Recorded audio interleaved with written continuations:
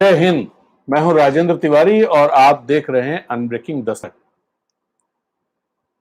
तो आज जो बात करने वाले हैं, एक नई स्टडी आई है जिसमें बहुत अच्छी तस्वीर दिखाई गई है और बहुत ही अच्छा संकेत है अगर वो स्टडी से जो नतीजे निकाले गए हैं वो सही बैठते हैं तो।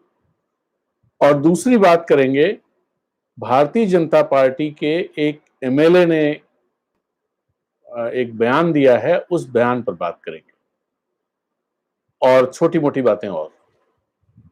तो सबसे पहले देख लेते हैं कि देश में कहां क्या रहा। कोरोना का अपडेट। तो कोरोना में आज अपने देश में जो संख्या है वो 30,000 पार कर गई है और अब तक जो मामले 9:42 तक 966 नए कोरोना पॉजिटिव केसेज आए हैं। अभी तक इसमें महाराष्ट्र और दिल्ली का अपडेट शामिल नहीं है, इसलिए इसके आसार हैं कि ये संख्या 1,000 से ऊपर ही रहेगी। गुजरात में 226 नए मामले आए और यहां कुल कोरोना पॉजिटिव 3,774 पहुंच गए। मध्य प्रदेश में 222 नए मामले आए और यहां संख्या 2,387 पहुंच गई है। राजस्थान में 102 नए मामले आए, तमिलनाडु में 121, उत्तर प्रदेश में 67 नए मामले आए, आंध्र प्रदेश में 82 और यहां कुल संख्या 1,259 पहुंच गई है। तेलंगाना में 6 नए मामले आए और यहां कोरोना पॉजिटिव लोगों की संख्या 1,009 पहुंच गई है। बंगाल में 48 नए मामले आए, जम्मू कश्मीर में 19, कर्नाटक में 11, केरल में 4, बिहार में 20 और बिहार में अब संख्या 366 जो कोरोना पॉजिटिव मरीज हैं वो 366 हो गए हैं। पंजाब में 12 नए मामले आए, हरियाणा में 7, झारखंड में 1 नया मामला आया और झारखंड में अब कोरोना पॉजिटिव मरीजों की संख्या 104 हो गई है। चंडीगढ़ में 11 नए मामले आए, उत्तराखंड में 3, असम में 2 और लद्दाख में 2। इस तरह से 966 नए मामले आए और कुल कोरोना पॉजिटिव मरीजों की संख्या अपने देश में 30,424 पहुंच गई है। आज 38 लोगों की मौत हुई और मरने वालों की संख्या 977 पहुंच गई। तो ये अपने देश का हाल रहा और अब दुनिया में देखते हैं क्या हुआ, ये भी जान लेते हैं, उसके बाद फिर हम लोग अपनी चर्चा पर आते हैं। आज अभी तक 34,187 नए मामले कोरोना के पूरी दुनिया में आ चुके हैं और कुल कोरोना पॉजिटिव मरीजों की संख्या 30,96,702 पहुंच गई है। आज की तारीख में 2,090 लोगों की मौत हुई है और मरने वालों की कुल संख्या अब 2,13,539 पहुंच गई है। अमेरिका में अब तक 4,185 नए कोरोना पॉजिटिव केसेज आ चुके हैं आज की तारीख में और 268 लोगों की मौत हो चुकी है। अमेरिका में अब जो संख्या है वो 10,14,541 हो गई है कोरोना पॉजिटिव केसेस की संख्या और मरने वाले लोगों की संख्या 57,065 पहुंच गई है। स्पेन में 2,706 नए मामले आए और 301 लोगों की मौत हुई। इटली में 2,091 नए मामले आए और 382 लोगों की मौत हुई। फ्रांस का अपडेट अभी हमें मिल नहीं पाया है और ब्रिटेन का अपडेट भी नहीं मिल पाया है। जर्मनी में 280 नए मामले आए और यहां कुल कोरोना पॉजिटिव केसेस की संख्या 1,59,038 हो गई है। 35 लोगों की मौत जर्मनी में हुई है और जर्मनी में मरने वाले लोगों की संख्या 6,161 पहुंच गई है। टर्की में 2,392 नए मामले आए और यहां कोरोना पॉजिटिव केसेस की संख्या 1,14,653 हो गई। इसके अलावा टर्की में 92 लोगों की आज मौत हुई और यहां मरने वालों की संख्या 2,992 पहुंच गई। रूस में 6,411 नए मामले आए और 73 लोगों की मौत हुई। इस तरह रूस में अब कोरोना पॉजिटिव केसेस की संख्या 93,558 हो गई है। ईरान में 1,112 नए मामले आए और यहां कुल संख्या कोरोना पॉजिटिव केसेस की 92,584 हो गई। चीन में भी आज 6 नए मामले आए, ब्राजील में 1687 नए मामले आए और यहां संख्या 68,188 हो गई है। ब्राजील को माना जा रहा है कि ये अगला हॉट स्पॉट दुनिया का कोरोना पॉजिटिव के लिए बनने जा रहा है और इसकी वजह भी ये है कि वहां की सरकार ने जिस तरह से चीजों को डील किया है उससे लोगों को लग रहा है, जो जानकार लोग हैं, जो एनालिसिस कर रहे हैं, उनको लग रहा है कि ब्राजील में ये संख्या बहुत तेजी से बढ़ेगी। तो ये रही दुनिया की बात। और दूसरा जो एक हॉट स्पॉट बनता जा रहा है वो है रूस।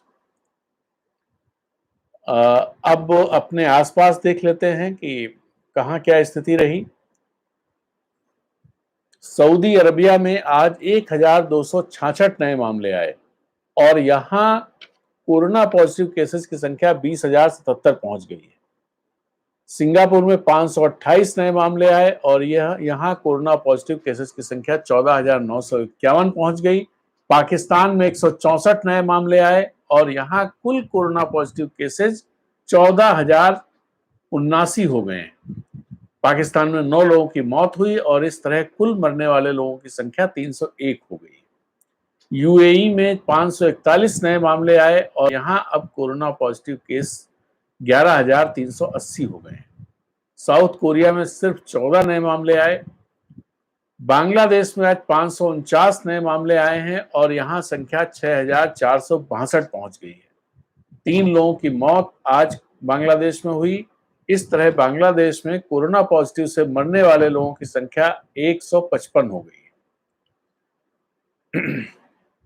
और इसके बाद अफगानिस्तान में 125 नए मामले आए और अफगानिस्तान में कोरोना के जो संक्रमण है वो 1828 लोगों में हो चुका है। हांगकांग में कोई नया मामला नहीं आया। श्रीलंका में 23 नए मामले आए और यहां ये संख्या 611 पहुंच गई। तो नेपाल में 2 नए मामले आए और नेपाल में कोरोना से संक्रमित लोगों की संख्या 54 हो गई है। भूटान में कोई नया मामला नहीं आया और यहां जो संख्या 7 पर थी 7 ही है। तो ये रही दुनिया की बात। अब सबसे पहले हम उस स्टडी पे बात करते हैं जिसका हमने जिक्र भी किया। Singapore University of Technology and Design के data driven innovation lab DDI lab ने एक मॉडल तैयार किया है दुनिया के लिए और देश जो स्टैटिस्टिकल मैथमेटिकल जो भी आप कहें उस तरह का मॉडल है। उसके जो डायरेक्टर हैं डॉक्टर जियांशी लुओ का कहना है कि दुनिया से 27 नवंबर तक कोरोना संक्रमण खत्म हो जाएगा। उनकी स्टडी है। भारत के बारे में उन्होंने कहा है कि 25 मई तक 97% कोरोना केसेस भारत में खत्म हो जाएंगे। 4 जून तक 99% केसेस खत्म हो जाएंगे और 1 अगस्त से भारत कोरोना मुक्त हो जाएगा। ये उनकी भारत के बारे में जो उनका आकलन है, जो उन्होंने अपनी रिसर्च से निकाला है वो है। उनका कहना है उनकी रिसर्च से जो मॉडल से जो आकलन निकला है उनके हिसाब से 22 अप्रैल को भारत में कोरोना मामले पीक कर चुके हैं। अब ये ढलान पर है और 25 मई आते आते 97% कोरोना संक्रमण खत्म हो जाएगा। अब जो मैं बात कर रहा 2 दिन पहले, जब 2 दिन नहीं कल प्रधानमंत्री ने सीएम से बात की थी। उससे पहले 1 दिन पहले परसों कैबिनेट सेक्रेटरी ने राज्यों के चीफ सेक्रेटरी से बात की थी। उसमें जो आंकड़े रखे थे, जो आकलन रखा गया था, वो भी एक बार मैं आपको दोबारा बता देता हूं। उसमें कहा गया था कि 15 मई तक देश में 65,000 कोरोना पॉजिटिव केसेज होंगे और 15 अगस्त तक इनकी संख्या 2,74,00,000 पहुंच जाएगी। जून एंड तक दैनिक जो केसेज आने वाले हैं वो 1 लाख उनकी संख्या होगी। इतनी भयावह तस्वीर चीफ सेक्रेटरी के साथ, जो चीफ सेक्रेटरीज के साथ जो कैबिनेट सेक्रेटरी राजीव गौबा की बैठक हुई थी वीडियो कॉन्फ्रेंसिंग के जरिए, उसमें जो प्रेजेंटेशन दिखाया गया था उसमें बताया गया था। और दूसरी तरफ ये Singapore University of Technology and Design के ये डीडीआई लैब की स्टडी है। इन्होंने, डॉक्टर लुओ का कहना है कि बहुत सारी चीजें, ये बातें सही होंगी, ये सब कुछ इस पर निर्भर करता है कि अभी तक जिस तरह से देशों ने, भारत ने और दुनिया के देशों ने जिस तरह से कोरोना को लेकर के सजगता बरती है, या जो तैयारियां और जो एहतियात बरते गए हैं, जो कदम उठाए गए हैं, उन पर डिपेंड करता है कि कदम वो वैसे ही रहते हैं या कुछ इसमें बदल जाता है, पहली बात। दूसरी बात, उनका कहना है कि ये पूरी तरह से स्टैटिस्टिकल मॉडल है, इसको हम ये नहीं कह सकते हैं, ये बिल्कुल फेस वैल्यू पे लेकर के नहीं चल सकते हैं कि ये बातें बिल्कुल सही ही निकलेंगी।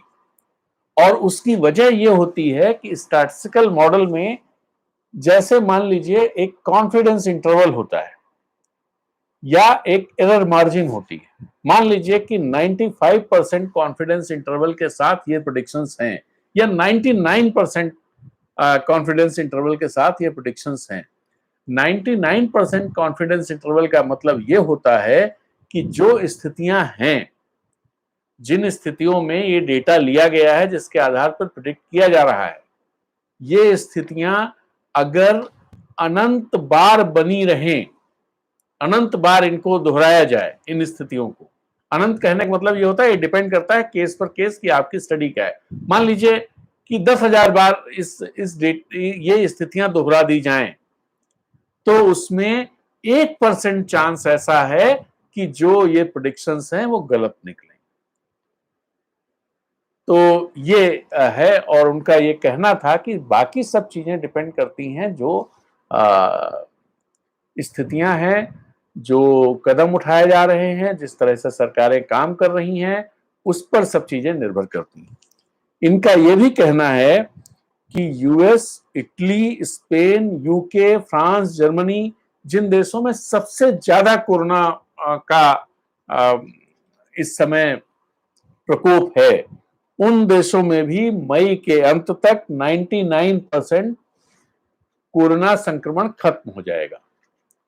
तो ये एक अच्छी खबर है हम लोगों के लिए, कानों को अच्छा लग रहा है, सुन करके भी अच्छा लग रहा है कि चीजें ठीक डायरेक्शन में आगे बढ़ रही हैं और जल्द ही हम इस लॉकडाउन और कोरोना से मुक्ति पालेंगे। तो ये तो इनकी स्टडी रही। अब इसमें एक चीज और मैं जोड़ना चाहता हूं, वो चीज ये है कि हमारे देश के चीफ इकोनॉमिक एडवाइजर रहे सुब्रमण्यम साहब, अरविंद सुब्रमण्यम। इन्होंने आज इंडियन एक्सप्रेस का एक प्रोग्राम है ई अड्डा, उसके साथ ही यूएस से जुड़े, और इनका ये कहना है कि भारत को इस बार, इस फाइनेंशियल ईयर में नेगेटिव ग्रोथ के लिए तैयार रहना चाहिए, और सरकार को कम से कम 10 ट्रिलियन रुपए का, 10 ट्रिलियन आप इस तरह से समझिए कि 10 ट्रिलियन का मतलब हुआ कि 10 लाख करोड़ रुपए के स्टिमुलस की जरूरत सरकार को पड़ेगी, मतलब भारतीय अर्थव्यवस्था को पड़ेगी। और ये स्टिमुलस जो है वो अगर नहीं होगा तो फिर बहुत ही दिक्कत में भारत की अर्थव्यवस्था पड़ जाएगी। ये अरविंद सुब्रमण्यम का कहना है, और इनका कहना है, ये इस समय हार्वर्ड यूनिवर्सिटी के केनेडी स्कूल ऑफ गवर्नमेंट में विजिटिंग लेक्चरर है पब्लिक पॉलिसी के, और इसके अलावा Peterson Institute for International Economics में सीनियर फेलो है। इनको ये कहना है कि ये bold step government of India को लेना ही पड़ेगा। और जो फूड और फ्यूल प्राइसेस और करेंसी रिजर्व जो इंडिया के हैं वो अलाउ भी पॉलिसी मेकर्स को करेंगे, कर सकते हैं, क्योंकि करेंसी रिजर्व ज्यादा है। इसके अलावा फ्यूल प्राइसेस नीचे जा रहे हैं और फूड प्राइसेस भी नीचे हैं। तो ऐसे में ये स्पेस भारत सरकार के पास या भारत के जो नीति निर्माता लोग हैं उनके पास है कि वो इतने बोल्ड स्टेप या इतना बड़ा स्टिमुलस पैकेज दे सकें, बिना इस बात की चिंता किए कि इससे महंगाई बढ़ेगी। तो ये एक 10 लाख करोड़ एक बड़ी रकम है, बहुत बड़ी रकम है। और ये रकम अपनी जीडीपी की करीब 5% के आसपास आती है। तो 5% जीडीपी के 5% का के जितना बड़ा स्टिमुलस पैकेज भारत सरकार को देना होगा। और इसकी वजहें बहुत सारी उन्होंने बताई हैं। इसकी वजहें, एक तो बहुत बड़ी वजह यह है कि जो मैसिव एक्सोडस हुआ है माइग्रेंट लेबर्स का, माइग्रेंट वर्कर्स का, वो एक बड़ी वजह है। इससे क्या होगा कि ये लोग अपने अपने घर पे आ रहे हैं। इससे होगा ये कि उपभोक्ता वस्तुओं की और सेवाओं की डिमांड कम हो जाएगी। ये डिमांड कम होने का, जैसे जैसे आप ये लॉकडाउन उठाएंगे तो ये डिमांड पे फर्क पड़ेगा और इनकी रोजगार उससे जाता रहेगा। और इसलिए जरूरी है कि चीजें फिर से ये डिमांड क्रिएट हो इकोनॉमी में। इसके लिए जरूरी है कि 10 लाख करोड़ का बोल्ड एक स्टेप या इंटरवेंशन गवर्नमेंट को करना पड़ेगा। तो ये बात सुब्रमण्यम साहब ने कही है, इसको ध्यान दिया जाना चाहिए इस पर कि भाई ये महत्वपूर्ण बात है। और वो भारत की अर्थव्यवस्था को समझते हैं, चीफ इकोनॉमिक एडवाइजर रह चुके हैं और यहाँ की एक एक चीज को समझते हैं। तो ये बात हुई कोरोना वायरस की। इसमें एक चीज और है, वो ये है कि पेट्रोल और डीजल का कंजम्पशन जो कम हुआ है उसके चलते जो मार्च के महीने में करीब 16% पेट्रोल का खपत घट गई है। मार्च में एक ही हफ्ते लॉकडाउन रहा है। अगर अप्रैल का जो डेटा आएगा, अगर इसी को हम 4-5 हफ्तों में ले जाएं तो 80% के आसपास हो जाता है कि 80% खपत अप्रैल में घट जाएगी। उसी तरह डीजल की भी खपत 80-85% कम हो जाएगी। तो इसके कम होने से फर्क क्या पड़ेगा? इसके कम होने से फर्क ये पड़ेगा, जो राज्यों को रेवेन्यू मिलता है वो रेवेन्यू भी 80-85% कम हो जाएगा। और इससे एक बड़ा रेवेन्यू राज्यों को मिलता है जो करीब अगर एग्जैक्टली मुझे याद नहीं आ रहा है, लेकिन 3 ट्रिलियन के आसपास होना चाहिए। इतनी बड़ी रकम में 80% कम हो जाना। और दूसरी बड़ी चीज ये है कि अल्कोहल, मतलब जो लिकर शॉप्स हैं वो भी बंद हैं। वो एक दूसरा सबसे बड़ा रेवेन्यू का सोर्स राज्य सरकारों का होता है। तो लिकर शॉप्स बंद होने से वो 100% बंद है। तो उसका जितना रेवेन्यू होता है वो रेवेन्यू पूरी तरह से जीरो हो जाएगा। तो ये एक बड़ी समस्या मई के महीने में राज्यों के सामने, हालांकि आ तो अभी से रही है। और इसीलिए सारे राज्य जो खासतौर पे विपक्ष से शासित हैं, वो राज्य ये बात कह रहे हैं कि उनको इकोनॉमिक पैकेज चाहिए, चाहे वो छत्तीसगढ़ हो, चाहे वो बंगाल हो या दूसरे राज्य। मैं ये हमारे चैनल पर रहता है। तो ये बात हुई पहले हिस्से की। अब आते हैं दूसरे हिस्से पर। दूसरा हिस्सा ये है कि आज दो खबरें हुई, दो घटनाएं हुई। एक घटना तो बिल्कुल सुबह की है, जिसमें बुलंदशहर में दो पुजारियों की हत्या एक नशेड़ी व्यक्ति ने कर दी, और उस घटना को लेकर के इतना लोग चिंतित हुए और इतने इस तरह से राजनीति शुरू हो गई कि भाई तुमने क्या कहा, और पाल घर पे बोला था तो अब क्यों नहीं बोल रहे हो, और इस समय और उस समय, मतलब व्हाट अबाउटरी जिसे कहते हैं वो शुरू हो गया कि तब तू कहाँ था, अब तू कहाँ है, इस तरह की चीजें शुरू हो गई। लेकिन ये घटना इस तरह की थी जो एक बहुत ही, मतलब किसी की भी हत्या तो बहुत ही घृणित अपराध है, घृणित कृत्य है वो, उसकी जितनी भर्त्सना की जाए उतनी कम है, और हत्या करने वाले को कड़ी से कड़ी सजा दी जानी चाहिए, इसमें कोई दो राय नहीं। लेकिन जो लोग ये सवाल उठा रहे हैं और यहां तक इस पर आने लगे हैं कि वहां जो दो साधुओं की लिंचिंग हुई थी और यहां एक नशेड़ी ने आपसी झगड़े में दो साधुओं को काट डाला है, तलवार से काटा है, दोनों में अंतर करना, हत्याएं हैं दोनों, ठीक है, और हत्या बहुत ही घृणित कृत्य है, इसकी बिल्कुल हर स्तर पे और हर तरह से निंदा की जानी चाहिए, कहीं से इसे जायज नहीं ठहराया जा सकता है। लेकिन अपराध की प्रकृति में अंतर देखने की जरूरत है। अब कुछ लोग ये सवाल उठा रहे हैं कि अंतर कैसे, वो जान गई, बात बिल्कुल सही है, जान गई, लेकिन जिस तरह कानून अंतर करता है कि आप अपनी आत्मरक्षा में या बिना किसी आपका इरादा नहीं था, गैर इरादतन हत्या और एक इरादतन हत्या, दोनों में कानून भी अंतर करता है।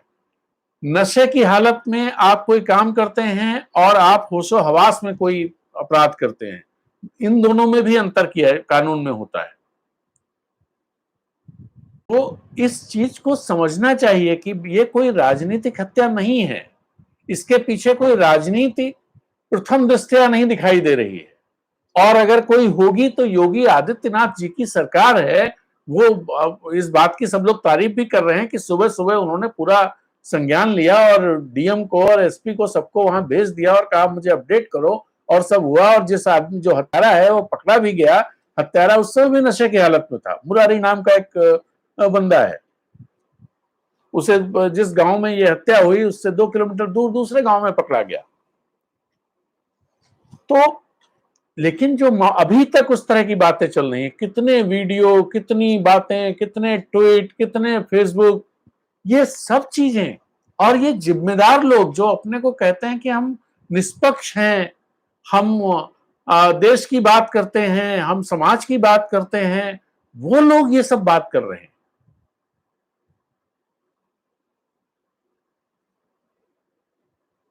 ये बहुत ही, ये बिल्कुल पूरी सुबह मैंने जो वीडियो डाला है, आप उस वीडियो को देखिए, एक वीडियो पड़ा हुआ है इसी चैनल पर, मैंने इसी पर डाला है कि भाई जब इस तरह की बातें समाज में ऐसे लोग करने लगे जो जिम्मेदार लोग हैं, इसका मतलब समाज में बहुत ज्यादा गड़बड़ है, बहुत ज्यादा गड़बड़ है। खैर, एक तो ये बात हुई, दूसरा एक प्रकरण और आया, वो ये आया कि उत्तर प्रदेश के देवरिया जिले में एक विधानसभा क्षेत्र है बरहज, वहां के विधायक सुरेश तिवारी जो भारतीय जनता पार्टी से, इनका एक वीडियो सामने आया, इनकी खबर भी सामने आई, जिसमें यह आया कि ये लोगों से कह रहे हैं कि मुस्लिम जो दुकानदार हैं, सब्जी, खासतौर पर सब्जी के प्रसंग में ये बात आई, तो उनसे सब्जी मत खरीदिए, उनसे सामान मत खरीदिए, ये बात ये कह रहे हैं। ये भारतीय जनता पार्टी के एमएलए हैं। आपको याद होगा मैंने 2 दिन पहले ये बात कही थी, या हाँ, 2 दिन पहले ये बात कही थी कि संघ के प्रमुख मोहन भागवत जी ने कितना अच्छा भाषण दिया है, उसको अगर सब लोग अपने उसमें उतार लें, जो उनके स्वयंसेवक संघ के जो स्वयंसेवक हैं, वो अगर अपने कर्मों में, अपने व्यवहार में उसे उतार लें, तो बहुत सारी दिक्कत खत्म हो जाएगी। लेकिन उस भाषण के तीसरे दिन ही ये भाषण आ गया। उससे पहले प्रधानमंत्री ने भी ट्वीट करके कहा था कि ये वैमनस्य फैलाने का नहीं है, कोरोना का कोई धर्म नहीं है, और इस तरह की बहुत सारी बातें कही। अब इसमें क्या हुआ कि जो भारतीय जनता पार्टी के उत्तर प्रदेश के प्रवक्ता हैं राकेश त्रिपाठी, उन्होंने कहा कि पार्टी इसे इंडोर्स नहीं करती और इस पर जांच की जाएगी। और वहां के जो जनरल सेक्रेटरी हैं, उन्होंने इनको, एमएलए को नोटिस जारी कर दिया है कि भाई स्पष्ट करें सारा मामला 1 हफ्ते के अंदर। अब ये इस तरह की बातें, जैसे जो भोपाल से सांसद हैं साध्वी प्रज्ञा, जब उन्होंने नाथूराम गोडसे को लेकर के संसद में ही, किसी ने गांधी का हत्यारा कहा तो संसद में ही उन्होंने उस पर आपत्ति जताई। अपने चुनाव प्रचार के समय उन्होंने गोडसे को देशभक्त कहा। उस समय भी पार्टी ने यह कहा था कि पार्टी उनकी बात को इंडोर्स नहीं करती है। प्रधानमंत्री ने कहा था कि वो दिल से कभी माफ ही नहीं कर पाएंगे उसको। लेकिन दिल से अगर माफ नहीं कर पाएंगे, पार्टी इंडोर्स नहीं करती है, और पार्टी बिल्कुल इस बात को गलत मानती है कि ऐसा कहने वाले, मतलब ये नहीं, इस बात को सही नहीं मानती है कि गोडसे देशभक्त हैं, उनको हत्यारा ही मानती है गांधी जी का, उसको, गोडसे को, तो फिर इन पर एक्शन क्यों नहीं हुआ? बिल्कुल नहीं, कोई एक्शन नहीं हुआ। यहीं से संदेह खड़े होते हैं कि बात कुछ और की जाती है और कर्मों में कुछ और दिखाई देता है। तो जो कहावत है, मुंह में राम बगल पे छुरी, वो चरितार्थ होती है। ये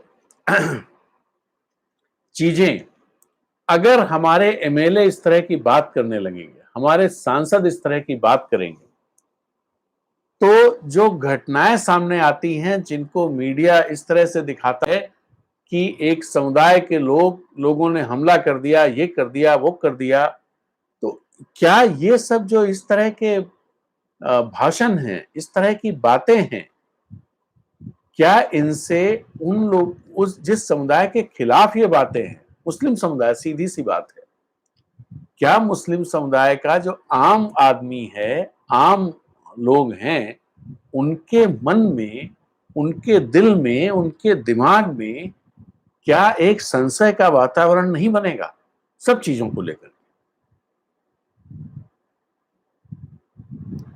इस पर सोचना चाहिए। और जिस तरह से प्रस्तुत कर दिया जाता है, ये बहुत ही गलत है। तो मैं तो ये, वो कितना अच्छा हो कि भारतीय जनता पार्टी इस पर 1 हफ्ते का जो समय उन्होंने दिया है, कारण बताओ नोटिस, हालांकि उन्होंने कह दिया है कि लोगों ने कहा था कि भाई थूक देते हैं, इसलिए हमने कहा कि मत खरीदिए। इतने सामान्य तरीके से उसका उन्होंने स्पष्टीकरण दिया है। उन्होंने कहा मैंने ये थोड़ी कहा, मैंने तो लोगों ने कहा था। तो भाई लोगों ने कहा था, मैं ये बात पहले भी कह चुका हूं कि नेता का काम क्या होता है? नेता का काम क्या ये होता है कि भीड़ जिधर चलेगी उधर नेता चल देगा, या नेता का काम ये होता है कि भीड़ को रास्ता दिखाए कि भाई ये रास्ता गलत है, इस पर मत जाओ, ये रास्ता सही है, इस पर चलो। अगर नेता ये मान रहा है, एमएलए ये मान रहे हैं कि उन्होंने गलत किया, वो ये मान ही नहीं रहे हैं, इसका मतलब ये हुआ कि नेता जो रास्ता दिखा रहा है वो रास्ता ये है।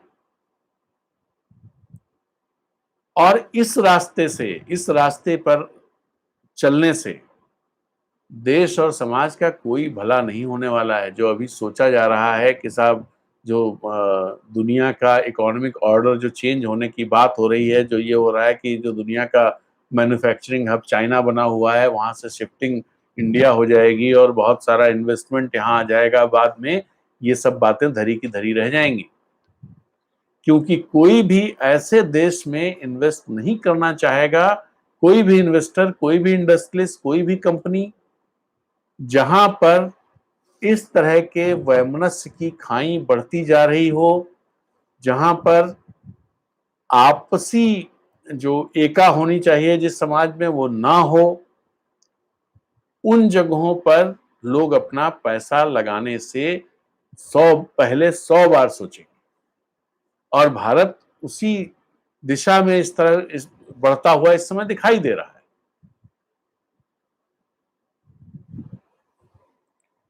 तो